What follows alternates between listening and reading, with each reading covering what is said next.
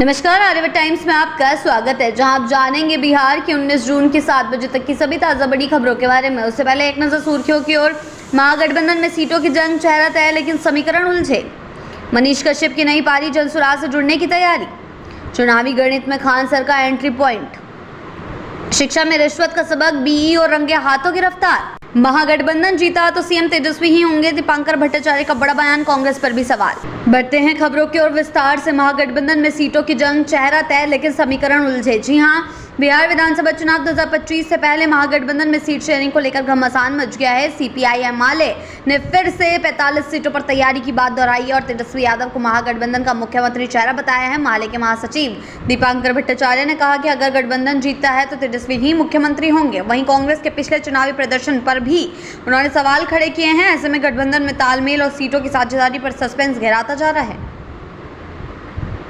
बढ़ते हैं अगली खबर की ओर। मनीष कश्यप की नई पारी जनसुराज से जुड़ने की तैयारी। जी हां, चर्चित यूट्यूबर मनीष कश्यप उर्फ त्रिपुरारी तिवारी अब सियासी पिच पर उतरने की तैयारी में है। बीजेपी से दूरी बनाकर वे प्रशांत किशोर की जनसुराज पार्टी की ओर बढ़ते नजर आ रहे हैं। हाल ही में मनीष कश्यप ने पार्टी के संस्थापक सदस्य व वकील वाईईवी गिरी से मुलाकात की, जिसके बाद से चर्चा है कि 23 जून को पटना में वे जनसुराज में शामिल हो सकते हैं। हालांकि पार्टी नेतृत्व की ओर से अभी तक इस मामले में कोई भी अंतिम मोहर नहीं लगी है, लेकिन चर्चाएं जो है तेज है। बिहार की राजनीति अब त्रिकोणीय होने जा रही है। खबर की ओर। चुनावी गणित में खान सर का एंट्री पॉइंट। पटना के चर्चित एजुकेटर खान सर एक बार फिर सुर्खियों में हैं। आम आदमी पार्टी के राज्यसभा सांसद संजय सिंह ने उनसे मुलाकात की, जिससे बिहार की सियासत में हलचल तेज हो गई है।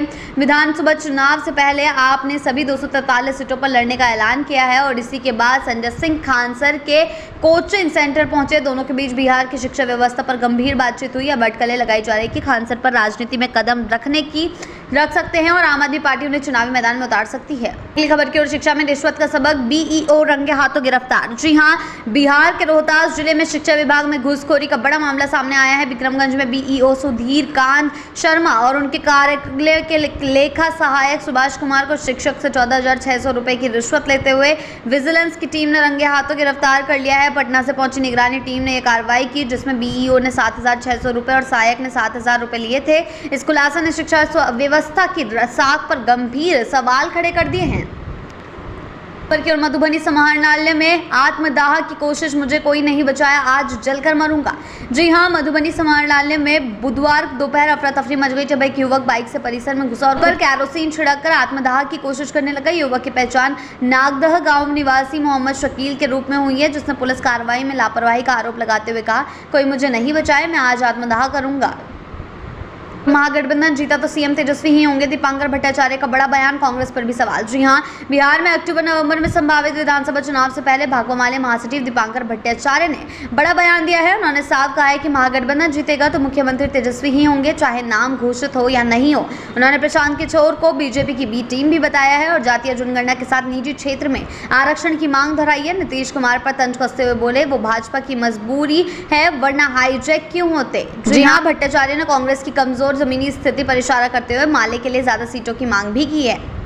बढ़ते हैं अगली खबर की ओर। सरकार लाए अध्यादेश वरना चुनाव में जवाब देंगे, दफादार संघ की चेतावनी। जी हां, पटना में दफादार चौकीदार संघ का जोरदार प्रदर्शन। हाईकोर्ट के फैसले को बदलने के लिए सरकार से अध्यादेश की मांग। कहा, आश्रितों को की बहाली रुकी तो चुनाव में नीतीश सरकार को सबक सिखाएंगे। पहले मिलती थी वारिस को नौकरी, अब कोर्ट ने रोक लगा दी है। संघ का अल्टीमेटम, हमारी अनदेखी हुई तो राज्य भर में आंदोलन होगा।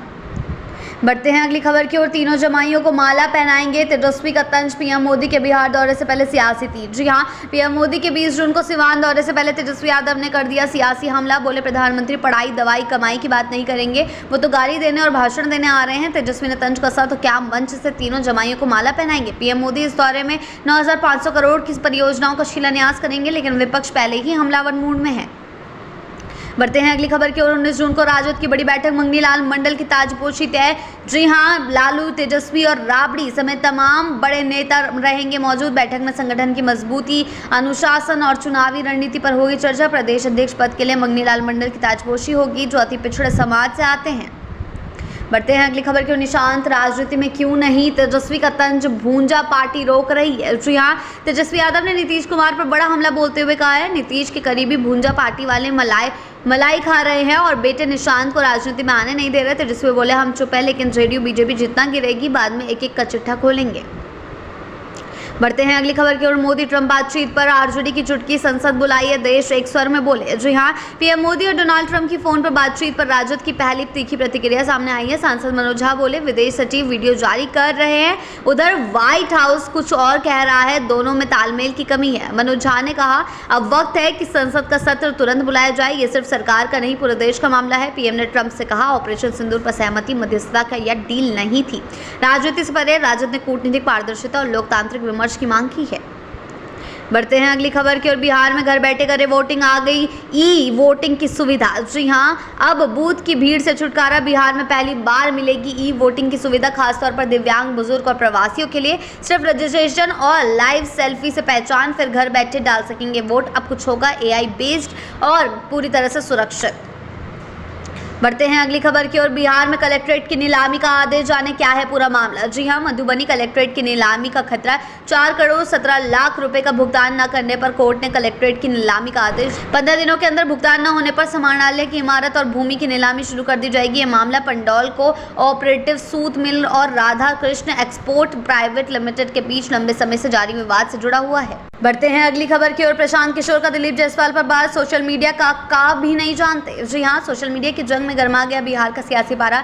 बीजेपी प्रदेश अध्यक्ष दिलीप जायसवाल ने जनसुराज के नेता प्रशांत किशोर पर फर्जी फेसबुक पेज से प्रचार करने का आरोप लगाया है। जायसवाल को सोशल मीडिया का भी नहीं आता। जिस ग्रुप की बात हो रही है उसे 2016 से बीजेपी के ही 2 लोग चला रहे हैं, ऐसा पीके ने पलटवार किया है। पीके ने कहा, यह फेसबुक ग्रुप है, पेज नहीं। राजद से लेकर बीजेपी और जनसुराज के सभी लोग पोस्ट करते हैं। अब देखना यह होगा कि सोशल मीडिया विवाद राजनीतिक मैदान में क्या मोड़ लेते हैं। आखिरी खबर की ओर। पटना थावे स्पेशल ट्रेन का संचालन बढ़ा, अब चलेगी 30 सितंबर तक। जी हां, रेलवे ने यात्रियों की बढ़ती भीड़ को देखते हुए पटना थावे के बीच चलने वाली स्पेशल ट्रेन की सेवाएं 1 जुलाई से 30 सितंबर 2025 तक बढ़ा दी है। ये ट्रेन हर दिन चलेगी और कुल 92 फेरे लगाएगी। यात्रियों को अब थावे तक पहुंचने के लिए अधिक विकल्प मिलेगा, खासकर त्योहारों के सीजन में भीड़ से राहत मिलेगी। बिहार की ऐसी ही ताज़ा बड़ी खबरों के लिए जुड़े रहें आर्यावर्त टाइम्स के साथ ही चैनल को सब्सक्राइब करना ना भूलें और हमारी फेसबुक और वेबसाइट के साथ भी जरूर जुड़ें।